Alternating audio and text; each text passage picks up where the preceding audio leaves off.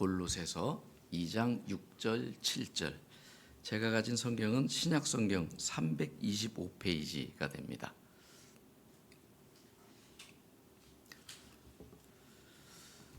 우리 늘 그렇듯이 정말 말씀 앞에 낮은 마음으로, 겸손한 마음으로 오늘 주님께서 우리에게 주시는 그 말씀을 높여드리고 그 말씀을 따라 순종하겠습니다 하는 마음으로 우리 다 같이 자리에서 일어나셔서 골로새서 2장 6절 7절 두 절 말씀을 천천히 합독하도록 하겠습니다. 시작.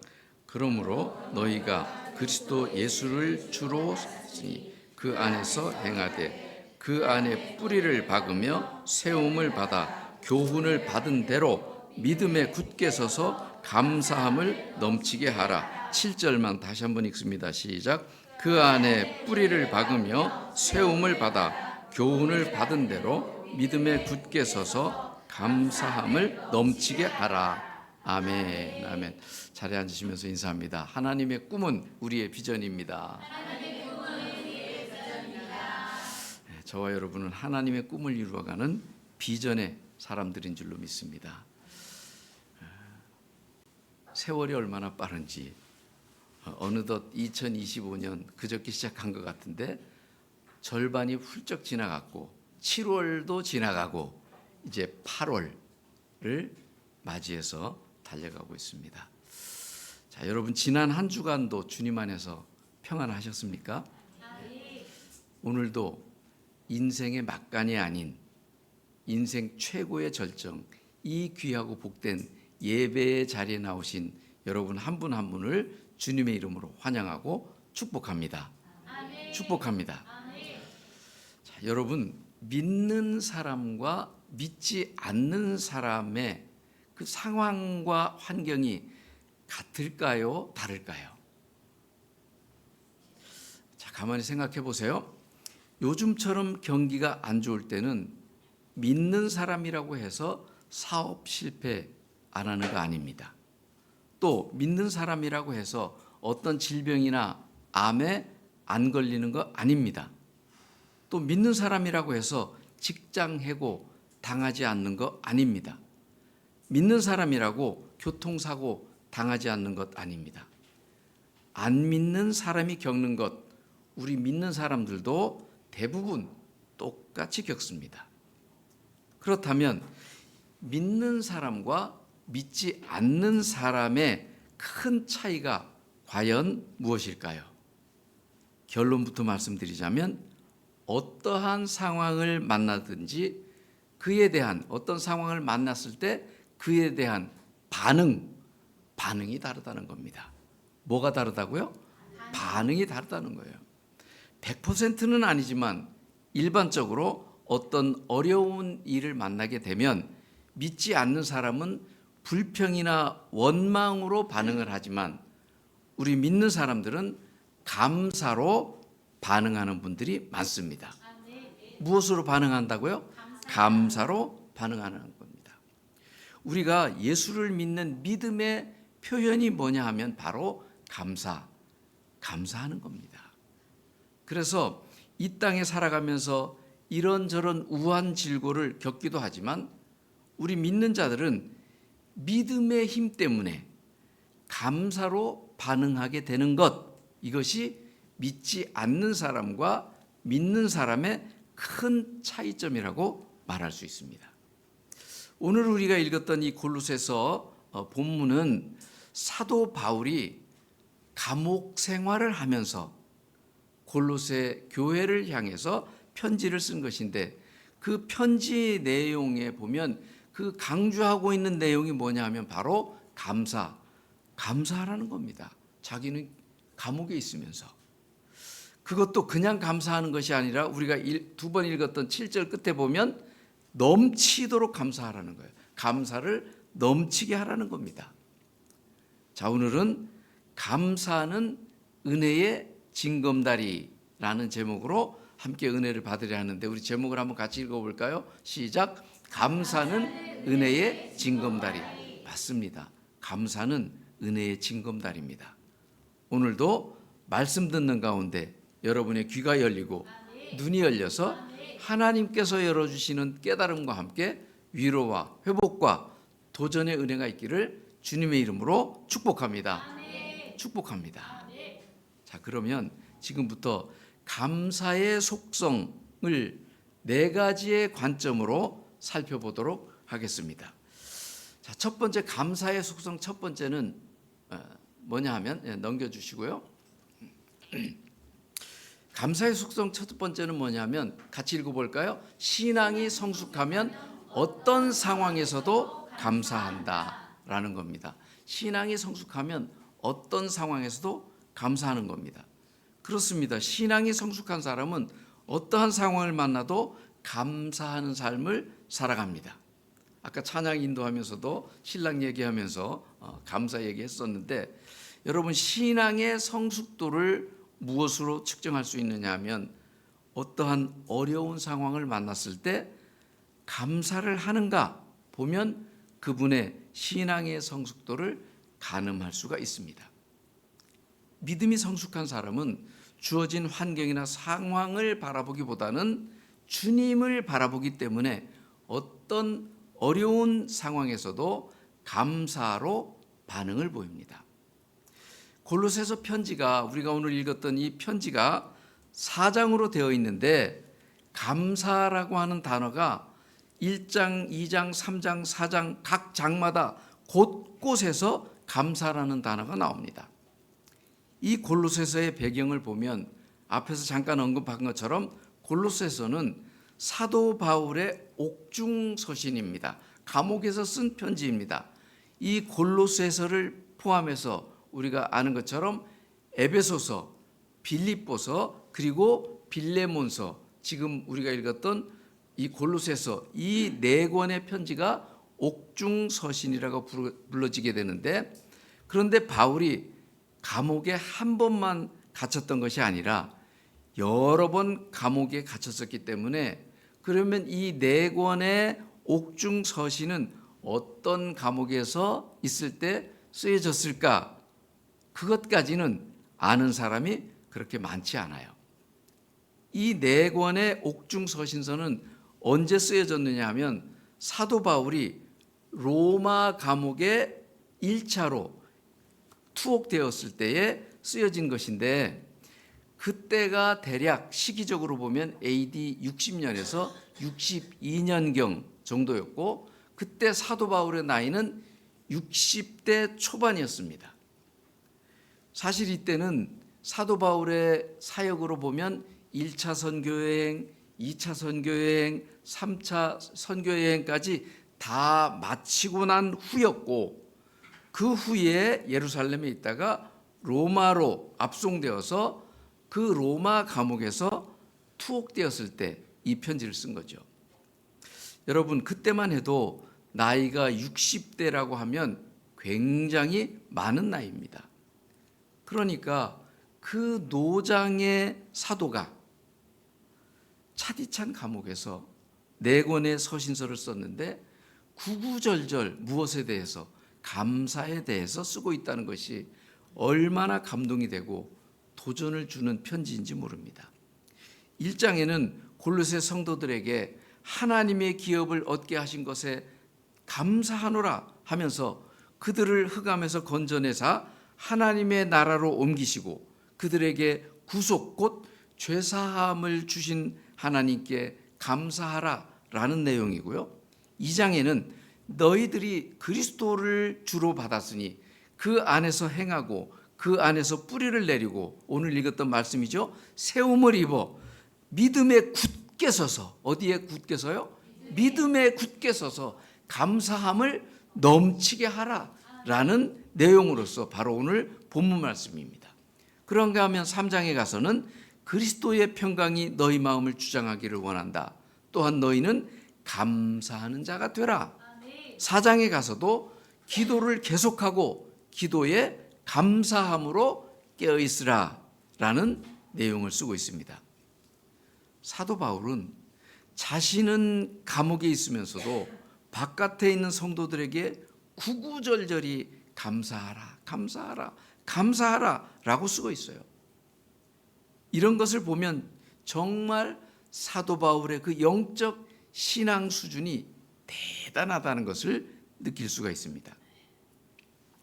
그는 그 차디찬 감옥에서 죽음의 그림자가 얼핏 스쳐감에도 불구하고 전혀 개의치 않고 주님의 은혜를 생각하면서 감사를 놓치지 않고 있습니다. 그렇습니다, 여러분. 신앙이 성숙한 사람은 환경의 지배를 받지 않습니다. 어떠한 고난의 상황에도 지배를 받지 않을 뿐만 아니라 도리어 감사로 반응을 하는 겁니다. 우리 나비송 가족 여러분들도 사도 바울처럼 어떠한 상황에서도 감사할 수 있는 당당하고 성숙한 크리스천들이 다 되시기를 주님의 이름으로 축복합니다. 다 진짜 그렇게 됐으면 좋겠어요. 여러분, 예수님의 사역을 보아도 어떠한 상황이든 먼저 감사했음을 볼 수 있습니다. 예수님이 베세다 광야에서 5천 명이나 되는 사람들에게 식사를 해결해야 하는데 가지고 있는 것은 고작 어린아이의 도시락에 있는 떡 5개와 물고기 2마리였었는데 그럼에도 먼저 하나님께 그 감사 기도를 드리고 나서 그 다음에 그 먹을 것을 나눠주는 것을 보게 됩니다. 여러분, 이때의 예수님 상황을 보면 전혀 감사할 상황이 아니잖아요. 그런데도 먼저 감사를 하고 있습니다. 여러분의 신앙이 성숙한가? 아직 성숙하지 못한가? 무엇을 보고 가늠할 수 있느냐?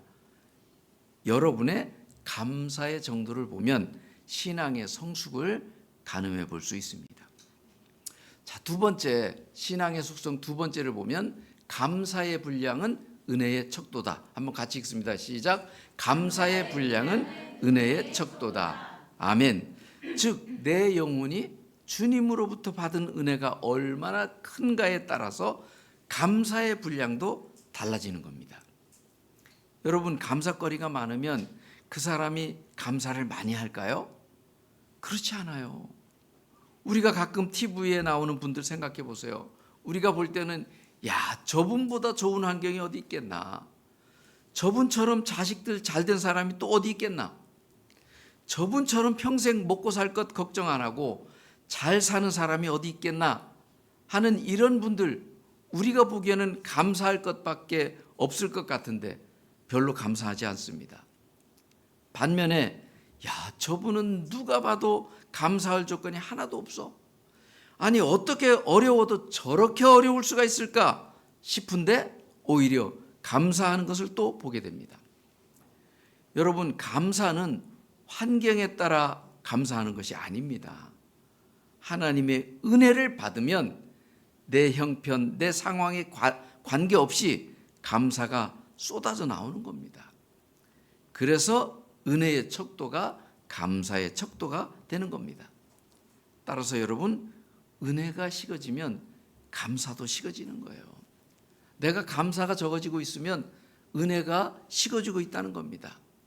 은혜가 올라가면 감사도 같이 올라가는 겁니다. 그래서 감사는 그 사람의 심령에 지금 은혜가 얼마나 있는가, 이것이 감사의 분량인 줄로 믿습니다. 이 감사의 분량이 날이 갈수록 넘쳐나는 우리 나비성 가족들 다 되시기를 주님의 이름으로 축복합니다. 축복합니다. 자, 감사의 속성 세 번째를 보면 감사는 깊은 깨달음에서 나오는 겁니다. 같이 읽어봅니다. 시작. 감사는 깊은 깨달음에서 나온다. 아멘. 여러분, 정말 소중한 것은 눈에 잘 보이지 않습니다. 한번 곰곰이 생각해 보세요. 정말 소중한 것은 눈에 보이지 않아서 저것이 과연 나하고 무슨 관계가 있을까 싶습니다. 그렇다면 소중한 것이 대부분 어디 있느냐? 우리의 평범한 삶 속에 가까이에 있다는 겁니다. 그런데 늘 가까이에 있다 보니까 소중한 것을 잘 못 느끼는 것 뿐입니다. 여러분, 신달자 이름이 좀 특이하죠? 신달자라고 하는 시인이 쓴 그 책 중에 나는 40의 인생의 걸음마를 배웠다. 40이 되어서 인생의 걸음마를 배웠다라는 책이 있는데요. 참 잔잔한 은혜가 있는 책입니다. 자기 남편이 뇌졸중으로 먼저 일찍이 세상을 떠났습니다. 그런데 그 남편이 죽기 전 그 남편과 평소에 나누었던 그 대화의 일부를 그 책에 기록해 놓았는데 이런 겁니다. 그 신달자 씨가 아침에 일어나서 여보 비가 오네?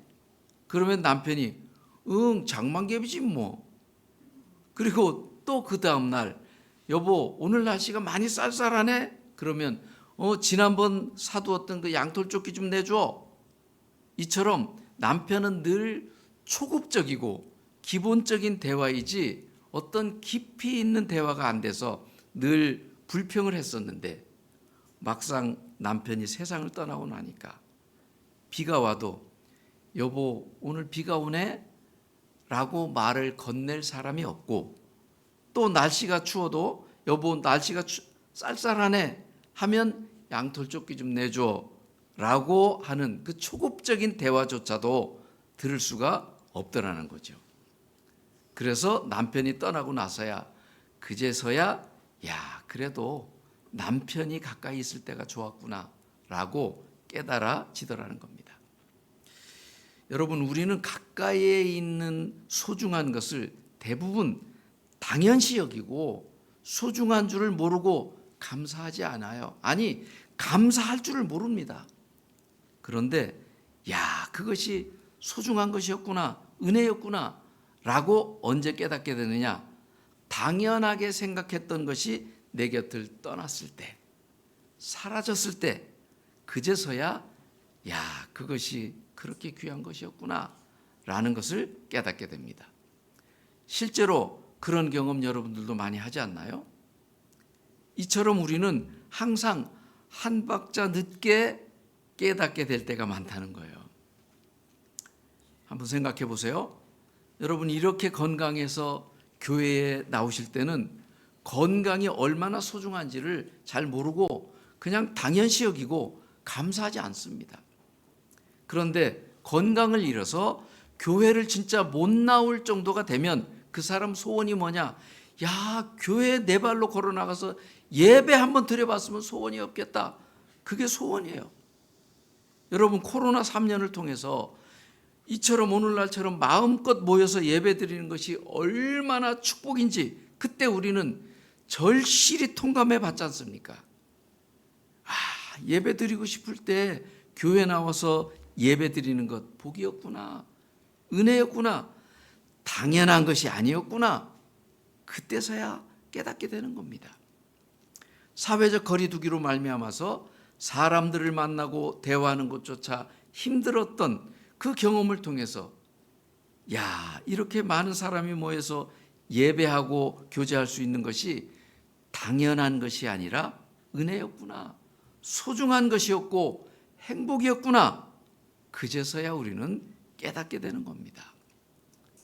우리네 일상에서 아주 소소하고 평범한 것들 늘 내 곁에 있으니까 소중한 줄 모르고 은혜인 줄 모르고 그래서 감사도 하지 않는 거예요. 그런데 막상 그 소소하고 평범한 것들이 내 곁을 떠나고 나면 그제서야 그것이 얼마나 소중한 것인지 감사했는지 알게 되는 겁니다. 많은 사람들에게 큰 감동을 주고 공감을 주었던 우리 그리스도인들은 대부분 아는 손경민 목사님의 그 은혜라고 하는 그 복음성가 여러분 대부분 잘 아시잖아요. 오늘 헌금송으로 이 찬양을 부르게 될 텐데 그 가사를 보면 잘 들어보세요. 다 아시겠지만 내가 누려왔던 모든 것들이 내가 지나왔던 모든 시간이 내가 걸어왔던 모든 순간순간이 당연한 것 아니라 은혜였소.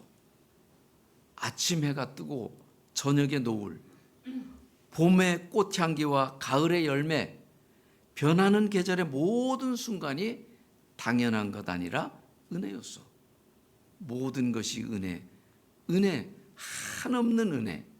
내 삶에 당연한 것 하나도 없었던 것은 모든 것이 다 은혜였소라는 거죠. 그래요, 여러분. 일상에서 반복되다 보니까 그것이 은혜인 줄 모르고 당연시 여겼던 것들, 그것이 다 알고 보니 은혜였고 감사의 제목이었는데 그때는 몰랐던 거죠.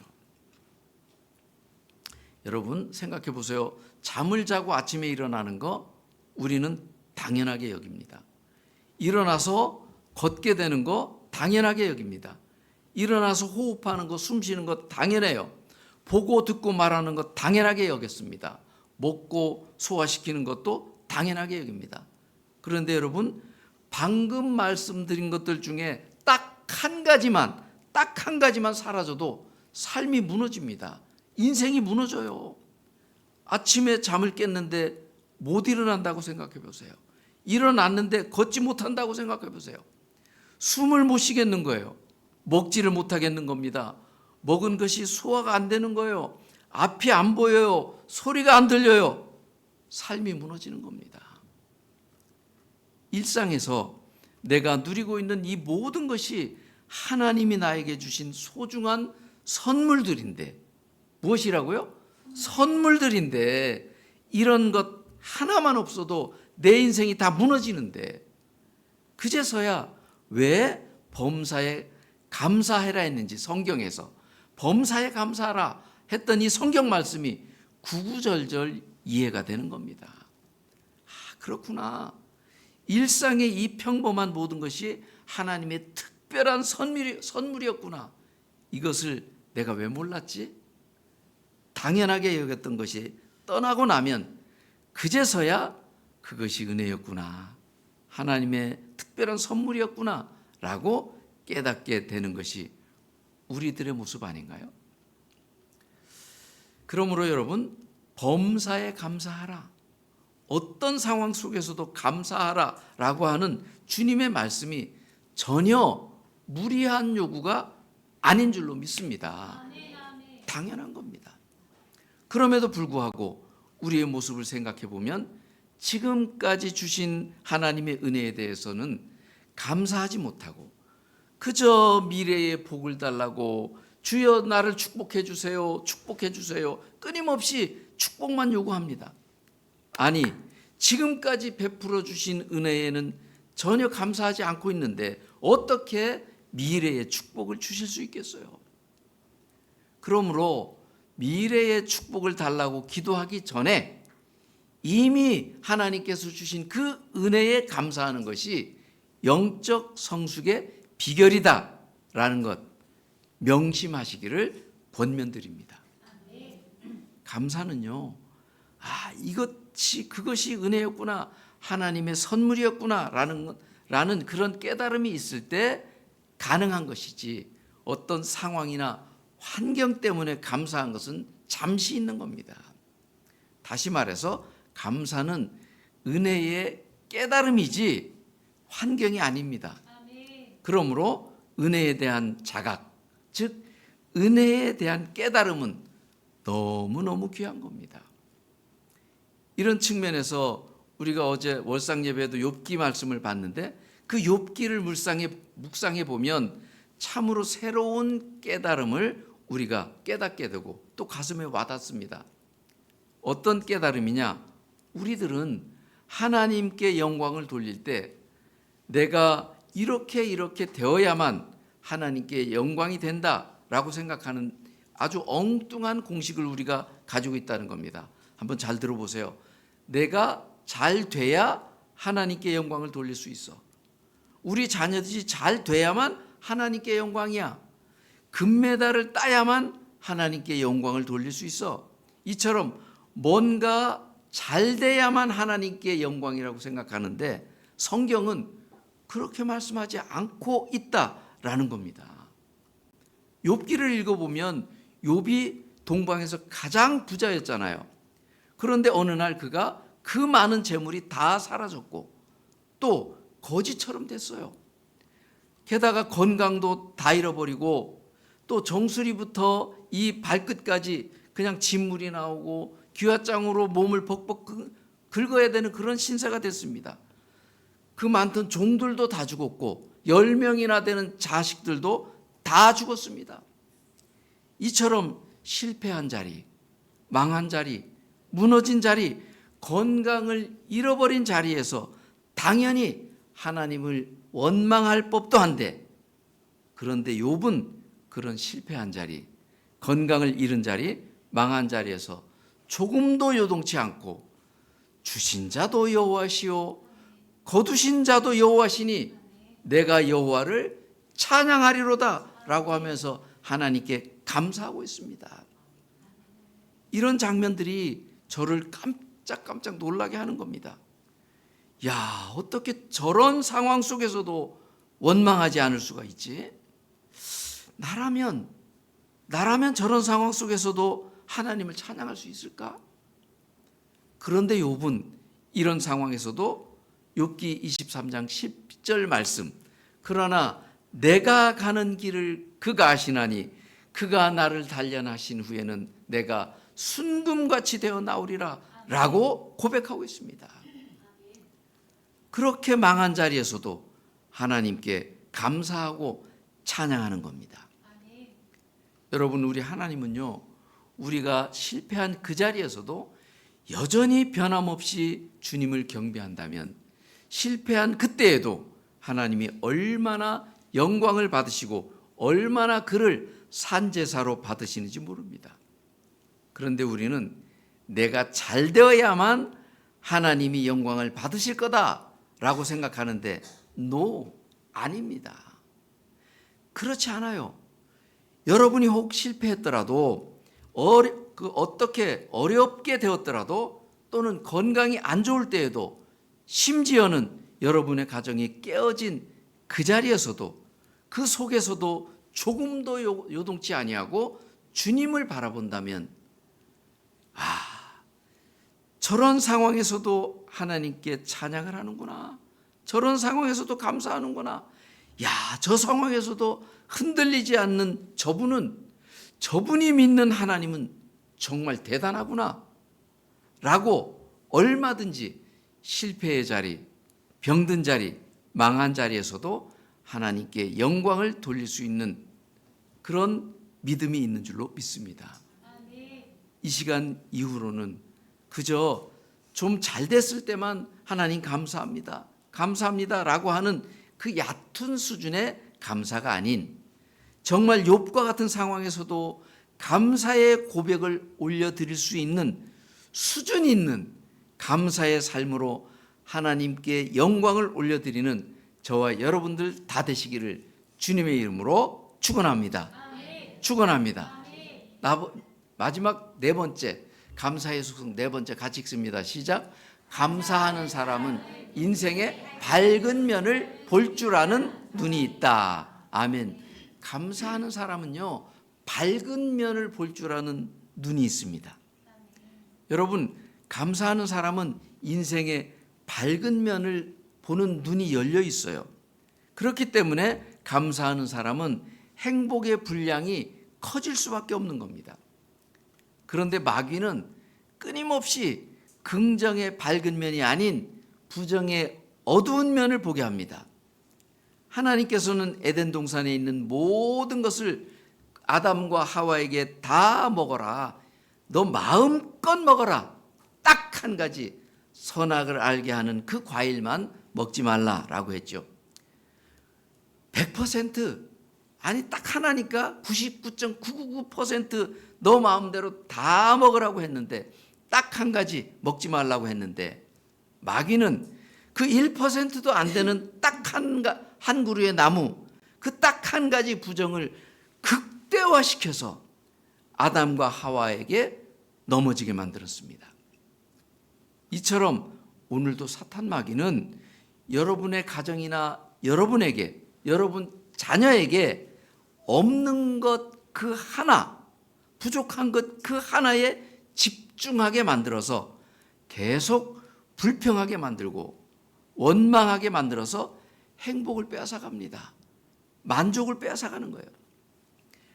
여러분, 룻기가 4장까지 기록되어 있잖아요. 1장에 보면 그 집의 가장인 엘리멜렉이 죽었습니다. 어떻게 됐다고요? 죽었어요. 그런데 성경은 그 뒤에 두 아들이 남았더라 라고 기록합니다. 그리고 그 두 아들도 또 죽었습니다. 그런데 성경은 이제 그 며느리들이 남았더라 라고 말합니다. 그러므로 룻기의 포인트는 뭐냐?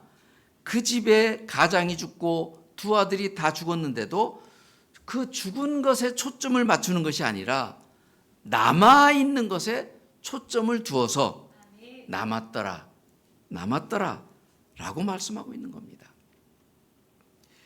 없어진 것, 사라진 것에 초점을 두지 않고 그 없어진 뒤에도 남아있는 것이 무엇인가 그것에 초점을 두는 겁니다. 여러분, 저와 여러분의 인생도 똑같습니다. 여러분의 인생에서 사라진 것, 없어진 것에 주목할 수도 있고 남아있는 것에 주목할 수도 있습니다. 그런데 생각해 보면 남아있는 것, 가지고 있는 것이 훨씬 많습니다. 중요한 것은 그 남아있는 것을 바라보면서 감사하는 삶이 된다면 룻처럼 위대하고 멋진 인생이 될 수가 있다라는 겁니다. 룻기 마지막 4장을 읽어보면 정말 대단합니다. 그 이제 남아있는 룻이 보아스의 아내가 되어서 다윗의 증조할머니가 되고, 그리고 그 룻의 계보를 통해서 우리가 믿고 있는 이 예수 메시아가 오는 그 기적 같은 통로가 되었던 겁니다. 여러분에게 혹 어떤 것이 없더라도 그 없는 것에 시선을 빼앗기는 것이 아니라 남아있는 것에 주목하면서 밝은 면을 바라본다면 감사가 넘치게 될 줄로 믿습니다. 아멘. 이처럼 남아있는 것에 집중하고 밝은 면을 바라볼 때 감사의 삶이 되고 하나님이 그 삶에 기적을 주셔서 새 창조의 인생을 허락해 주십니다. 그렇다면 여러분은 어떤 삶을 선택하겠습니까? 인생의 밝은 면을 바라보면서 끊임없이 넘치는 감사의 반응으로 살렵니까?